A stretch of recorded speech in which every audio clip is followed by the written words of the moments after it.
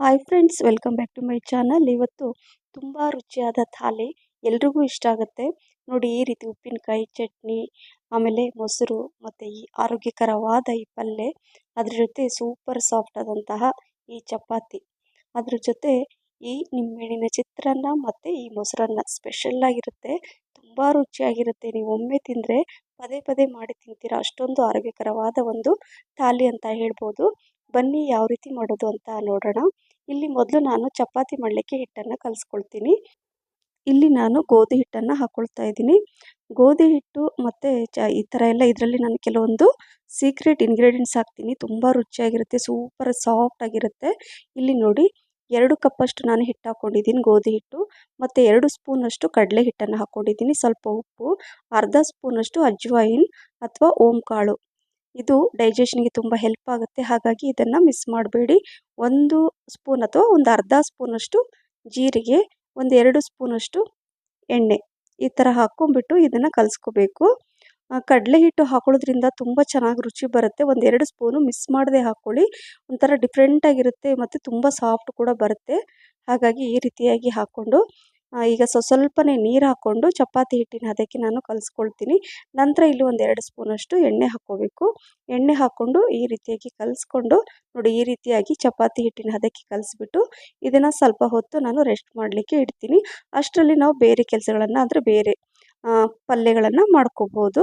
ಈಗ ಇಲ್ಲಿ ನಾನು ಹಿಟ್ಟನ್ನು ಕಲಸಿ ಸೈಡ್ ಇಟ್ಟಿದ್ದೀನಿ. ಈಗ ಒಂದು ಕಡಾಯಿನ ಇಟ್ಟಿದ್ದೀನಿ, ಪಾತ್ರೆ. ಗ್ಯಾಸ್ ಫ್ಲೇಮನ್ನು ಕೂಡ ಆನ್ ಮಾಡಿಬಿಟ್ಟು ಇಲ್ಲಿ 2ರಿಂದ 3 ಸ್ಪೂನಷ್ಟು ಎಣ್ಣೆನ ಹಾಕ್ಕೊಳ್ತಾ ಇದ್ದೀನಿ. ಎಣ್ಣೆ ಬಿಸಿ ಆದ ನಂತರ ಸ್ವಲ್ಪ ಸಾಸಿವೆ, ಸ್ವಲ್ಪ ಜೀರಿಗೆ, ಹಾಗೆ ಸ್ವಲ್ಪ ಇಂಗು ಕೂಡ ಹಾಕ್ಕೊಳ್ತಾ ಇದ್ದೀನಿ.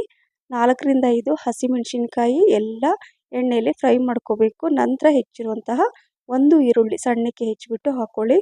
ಈ ರೀತಿ ಒಂದು 30 ಸೆಕೆಂಡ್ ಕರೆಕ್ಟಾಗಿ ಇದು ಎಣ್ಣೆಯಲ್ಲಿ ಚೆನ್ನಾಗಿ ಫ್ರೈ ಆಗಬೇಕು. ನಂತರ ಹೆಚ್ಚಿರುವಂತಹ 1 ಟೊಮೆಟೊ ಕೂಡ ಹಾಕ್ಕೊಳ್ತೀವಿ. ಎಲ್ಲ ಕರೆಕ್ಟಾಗಿ ಫ್ರೈ ಆದಮೇಲೆ ಸ್ವಲ್ಪ ಅರಿಶಿನ, 1/4 ಸ್ಪೂನಷ್ಟು ಜೀರಿಗೆ ಪುಡಿ, 1/4 ಸ್ಪೂನಷ್ಟು ಧನಿಯಾ ಪುಡಿ ಹಾಕ್ಕೊಂಡಿದ್ದೀನಿ. ಸ್ವಲ್ಪ ರುಚಿಗೆ ತಕ್ಕಷ್ಟು ಉಪ್ಪು, ಇದನ್ನೆಲ್ಲ ಹಾಕ್ಕೊಂಡು ಮಿಕ್ಸ್ ಮಾಡ್ಕೊಳ್ಳೋಣ. ಈ ರೀತಿಯಾಗಿ ಜಾಸ್ತಿ ಮಸಾಲೆ ಎಲ್ಲ ಬೇಡ, ಇದೇ ರೀತಿಯಾಗಿ ಸಿಂಪಲ್ಲಾಗಿ ಮಾಡ್ಕೊಳ್ಳಿ, ತುಂಬ ಚೆನ್ನಾಗಿರುತ್ತೆ.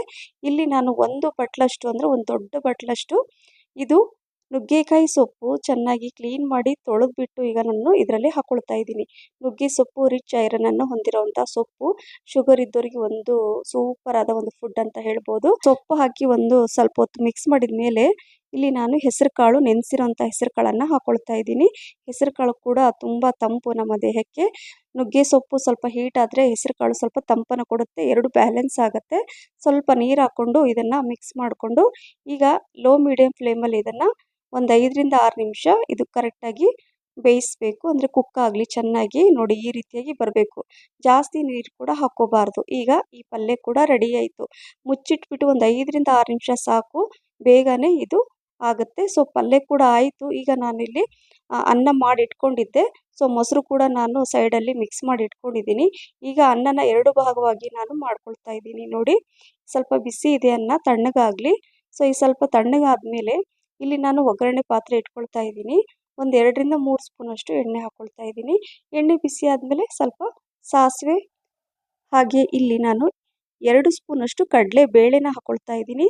ಈ ರೀತಿ ಕಡಲೆಬೇಳೆ ಹಾಕ್ಕೊಂಡ್ರೆ ತುಂಬ ಚೆನ್ನಾಗಿರುತ್ತೆ. ನಾನು ಮೊಸರನ್ನ ಮಾಡ್ತಾ ಇದ್ದೀನಿ, ಸ್ವಲ್ಪ ಇಂಗು ಕೂಡ ಹಾಕ್ಕೊಳ್ತಾ ಇದ್ದೀನಿ. ಮತ್ತು ಕಡಲೆಬೇಳೆ ಮಧ್ಯೆ ಮಧ್ಯೆ ಸಿಗುತ್ತಲ್ವ, ತುಂಬ ಚೆನ್ನಾಗಿರುತ್ತೆ ತಿನ್ನಲಿಕ್ಕೆ. ಸ್ವಲ್ಪ ಕರಿಬೇವು ಸೊಪ್ಪು ಕೂಡ ಹಾಕ್ಕೊಂಡು ನಂತರ ಇಲ್ಲಿ ಒಂದು 7ರಿಂದ 8 ನಾನು ಕಾಳು ಮೆಣಸನ್ನು ಸ್ವಲ್ಪ ಜಜ್ಜಿಬಿಟ್ಟು ಈ ರೀತಿಯಾಗಿ ಹಾಕ್ಕೊಳ್ತಾ ಇದ್ದೀನಿ. ಹಸಿಮೆಣಸಿನ್ಕಾಯಿ ಹಾಕ್ತಾ ಇಲ್ಲ. ಗಂಟಲ ಕೆರೆತ ಅಥವಾ ಶೀತ ಕೆಮ್ಮು ಏನಾದ್ರು ಇದ್ದರೂ ಕೂಡ ಈ ಕಾಳು ಮೆಣಸು ತುಂಬಾ ನಮಗೆ ಒಂಥರ ಔಷಧಿ ಥರ ಕೆಲಸ ಮಾಡುತ್ತೆ.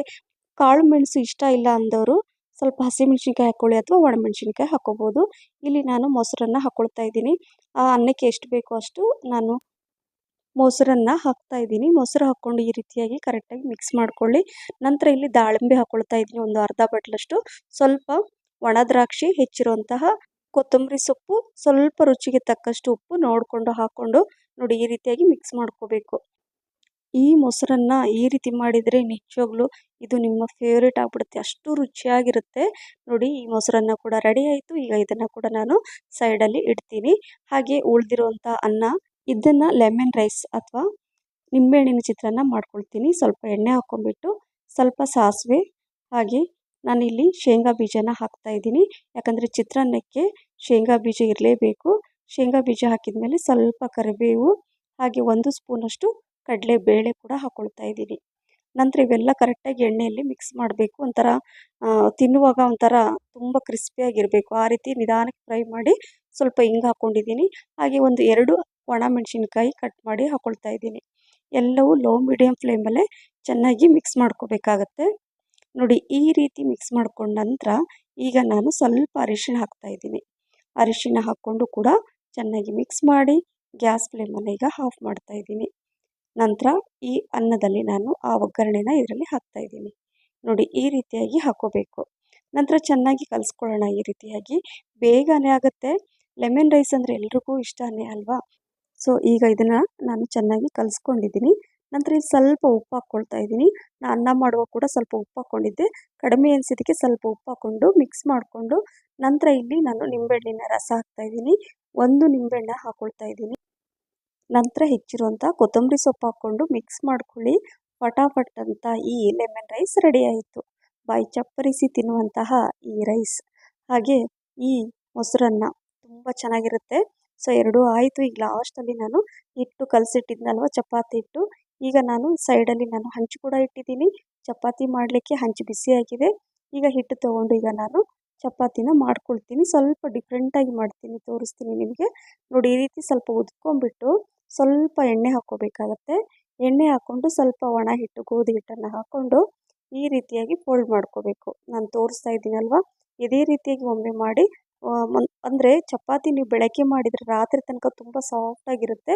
ತುಂಬ ಇಷ್ಟಪಟ್ಟು ತಿಂತಾರೆ ಮಕ್ಕಳು, ಮನೇಲಿರೋರೆಲ್ಲ, ಎಲ್ರಿಗೂ ಇಷ್ಟ ಆಗುತ್ತೆ ಈ ರೀತಿ ಮಾಡಿದರೆ. ಈಗ ನೋಡಿ ಈ ರೀತಿಯಾಗಿ ಫೋಲ್ಡ್ ಮಾಡಿಕೊಂಡು ಒಂದು ಚಾಕುವಿನ ಸಹಾಯದಿಂದ ನಾನು ಈ ರೀತಿಯಾಗಿ ಕಟ್ ಮಾಡ್ಕೊಳ್ತಾ ಇದ್ದೀನಿ. ಯಾಕೆ ಅಂದರೆ ಈ ರೀತಿಯಾಗಿ ನಾವು ಚಪಾತಿ ಮಾಡಿದ ಮೇಲೆ ಅದೊಂಥರ ತಿನ್ನುವಾಗ ಲೇಯರ್ ಆಗಿ ಬರುತ್ತೆ, ಪದರಾಗಿರುತ್ತೆ. ಹಾಗಾಗಿ ತುಂಬ ಸಾಫ್ಟ್ ಬರುತ್ತೆ ಚಪಾತಿ.